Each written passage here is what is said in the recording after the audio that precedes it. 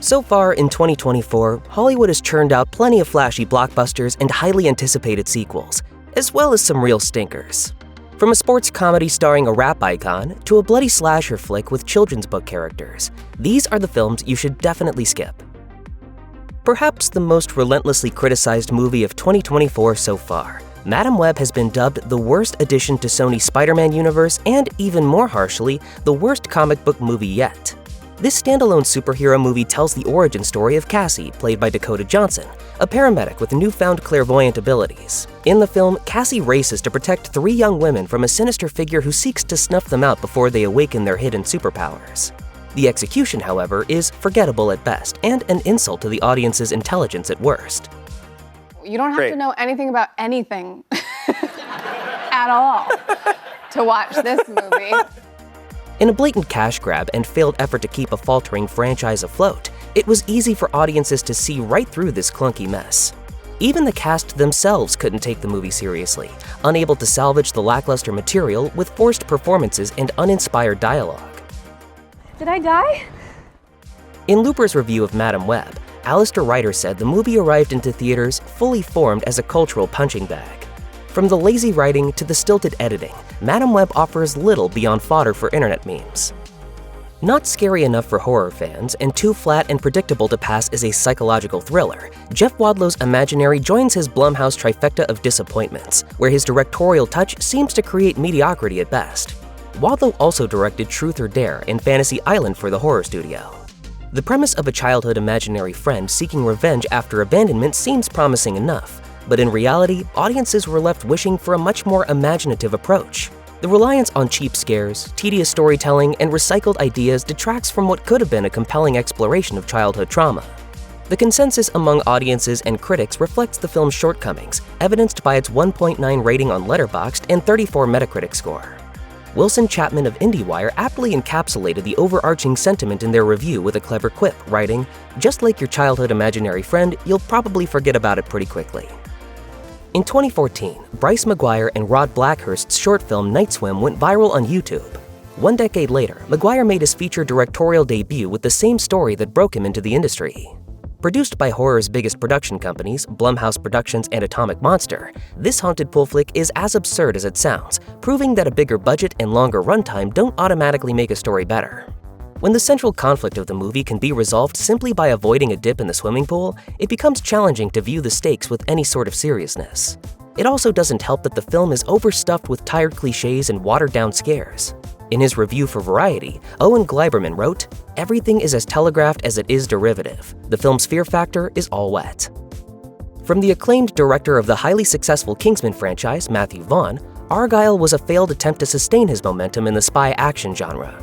With a star-studded ensemble cast, a whopping $200 million budget, and a promising premise centered around a recluse author whose fictional work mirrors a real-life spy organization, expectations were obviously high. What happens next? It's called a cliffhanger, Mother. Ellie, it's called a cop-out. However, most were let down by the film's lengthy runtime and a convoluted plot that felt more like a drawn-out parody of its clear inspirations. Scoring a 35 on Metacritic and a 33% on Rotten Tomatoes, it was clear critics would spare Argylle no mercy in their scathing reviews. Peter Bradshaw of The Guardian likened the film to a superficial men's magazine cover shoot, calling it thin and flimsy.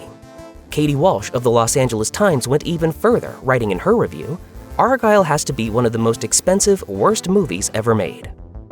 Tyler Perry's films are often hit or miss, although they mainly lean toward the latter. While his previous Netflix venture, A Jazzman's Blues, hinted at a potential shift in the right direction, Mea Culpa disappoints as a noticeable regression for Perry. The legal drama about a Chicago-based lawyer, played by Kelly Rowland, chronicles her professional dilemmas as she navigates a complex web of deceit, betrayal, and desire that comes with taking on the controversial case of a charismatic artist. While it succeeds as a familiar Perry-esque guilty pleasure, it falls flat on almost every other front. Beyond the sheer boredom it provokes, the cringe-inducing dialogue and acting might just lead you to consider canceling your Netflix subscription. Benjamin Lee summed it up well in The Guardian, writing, "The stupidity of it all is certainly diverting, but it's all too scattershot and at times stiflingly portentous to cross over into pure camp." Snoop Dogg's sports comedy, The Underdoggs, was destined to fail the moment it skipped its planned theatrical release and went straight to streaming. In this Prime Video exclusive, a has-been football player, played by Snoop, finds redemption and rekindles his passion for football when he coaches his community youth football team in his hometown. If you think you've seen something similar before, it's because you probably have. The Underdoggs accomplishes a fusion of inspirational sports drama and R-rated comedy, but brings nothing new to the table for either genre. Brandon Yu of the New York Times observed, "It can't come up with any memorable jokes or genuine heart to fill in the beats that it mostly slogs through." With its awful IMDb rating and single-digit Rotten Tomatoes score, Megamind vs. the Doom Syndicate may be the worst example of an animated sequel ever to see the light of day. While its 2010 predecessor captured audiences with its fresh and humorous take on the superhero genre, the sequel butchers any sense of originality and charm.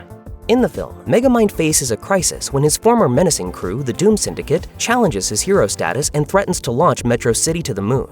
In her review for RogerEbert.com, Nell Minow wrote, "Is intermittently funny and briefly heartwarming, as though they ran the original through the washing machine a few times and then faxed it. Evil has finally met its match." Oh, you've got to be kidding me! The Kevin Hart-led heist comedy Lift is a stark reminder of Hollywood's tendency to churn out content solely for profit, often at the expense of originality. In this cheap-looking, copy-paste heist film, a seasoned thief, played by Hart, and his former Interpol agent love interest join forces to lead a diverse crew in orchestrating a daring heist aboard a passenger plane. A review in Variety said, "Practically every scene is a cliché, every line of dialogue an echo of a better one you've already heard in a better film." Even Kevin Hart fans may struggle to find merit in his uncharacteristically serious and devoid of humor performance within this predictable offering. If given the choice between being cramped in a middle seat on a budget airline or sitting through 80+ minutes of the action thriller Air Force One Down, you're better off picking the former for the sake of your sanity. This B-grade movie is about a rookie Secret Service agent tasked with saving the president's life after an attempted hijacking of Air Force One. It's the type of mind-numbing movie you watch for the pulse-pounding action and high-stakes suspense, but Air Force One Down can't even deliver on those fronts. The premise is far-fetched enough, but once you actually get into the movie, the suspension of disbelief required becomes too much to bear. On his blog, critic Dennis Schwartz said of the movie, "The routine B-film is written by Stephen Paul as if he fell out of the plane's emergency door and was still writing on his way down." In the erotic thriller Miller's Girl, an 18-year-old woman, played by Jenna Ortega, seeks inspiration for her Yale admission essay by seducing her teacher, leading to a scandal that forces both mentor and student to confront their inner demons. The 30-year-plus age gap between the two leads takes viewers back to a time in cinema many of us hoped we'd never have to revisit. Between Poison Ivy and The Crush, the 90s popularized the underage femme fatale trope, but not without sparking their own fair share of controversy. The question is why writer-director Jade Halley Bartlett felt the need to revitalize this trope in such a superficial way. Luckily, audiences aren't biting. With a 1.9 rating on Letterboxd, many reviewers compare the writing to amateurish fanfiction. Critics aren't holding back either. Brian Lowry of CNN wrote, "Dated and creepy in all the wrong ways, it's a movie that might have escaped derision in the 1980s, but deserves to get slapped around today." Despite the 1953 thriller The Wages of Fear achieving enduring classic status, Netflix's 2024 version of the film stands as a stark example of one of the worst remakes ever to exist. Following the same premise as the original, a group of unlikely allies race against time to transport volatile cargo through treacherous desert terrain in an effort to avert disaster. However, while everyone knows that in order to justify a remake, you have to maintain the core essence of the original while offering something fresh and new, Netflix's remake of the film disregards all of that and dilutes everything meaningful about the original. At the time of its release, The Wages of Fear has become one of Netflix's most popular titles worldwide, but that doesn't mean audiences are liking it. Instead, the overall consensus acknowledges The Wages of Fear as a lazily thrown-together direct-to-streaming remake stripped of any meaning and suspense. The action-packed thriller Red Right Hand is yet another mindless genre film. Taking place in the gritty town of Odom County, the film follows rough and tough Cash, played by Orlando Bloom, as he confronts his past as a ruthless enforcer for the sadistic kingpin Big Cat, played by Andy McDowell. Although the film's two seasoned leads try their best with the material they're given, not even they can elevate this predictable and familiar formula of overused tropes offset by distracting violence. Critic Frank Scheck for The Hollywood Reporter also quibbled with the casting, writing, "Bloom is perfectly fine as the stalwart, soft-spoken hero seeking revenge, but McDowell never proves remotely convincing as the ruthless female baddie." Lindsay Lohan is back and better than ever. However, the same can't be said about the movies she's choosing to star in. After signing a multi-picture deal with Netflix, the fantasy rom-com Irish Wish marks Lohan's second project with the streaming service. Lohan plays Maddie, a book editor secretly in love with a best-selling author. Luckily, a magical encounter with a wish-granting fantastical figure turns Maddie into the dashing author's bride-to-be. While all the praise for this film lands on Lohan's shoulders, it pretty much stops there. IndieWire described the movie as cute yet very forgettable. Meanwhile, The Guardian said this about Lohan in its review of the film. The star's creep back to mainstream movies needs expediting with another junky Netflix offering that feels beneath her talent. Director Reese Freak Waterfield is in the business of ruining everyone's childhoods by taking beloved children's properties and turning them into gruesome and terrifying slasher films. Winnie-the-Pooh Blood and Honey 2 is, as the name suggests, the sequel to the maligned slasher film Winnie-the-Pooh Blood and Honey.